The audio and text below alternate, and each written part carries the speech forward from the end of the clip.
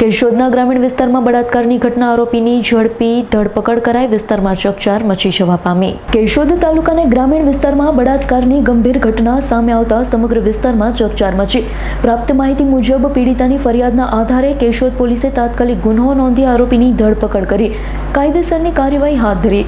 Police સૂત્રો પાસેથી મળતી માહિતી અનુસાર આ બનાવમાં આરોપી તરીકે ભરત ઉર્ફે ભૂરો કાંતિયાભાઈ ચાંચિયા રહે પંચાળાનું નામ સામે આવ્યું છે। પીડિતાની નોંધાયેલી ફરિયાદના આધારે કેશોદ પોલીસે ભારતીય ન્યાય સંહિતા કલમ 62(2)M 140(4) અને 115(2) 35(13) હેઠળ ગુનો નોંધ્યો।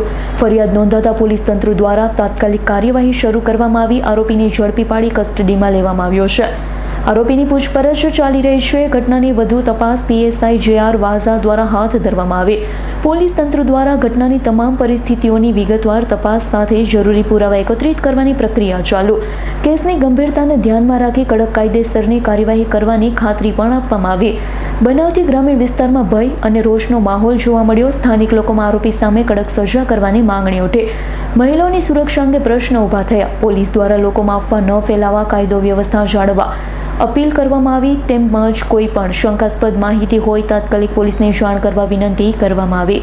રાવલિયા મધુનો રિપોર્ટ, S9 ન્યૂઝ, જૂનાગઢ। અમારી તમામ માહિતીથી અપડેટ રહેવા માટે જોડાયેલા રહો S9 ન્યૂઝ સાથે।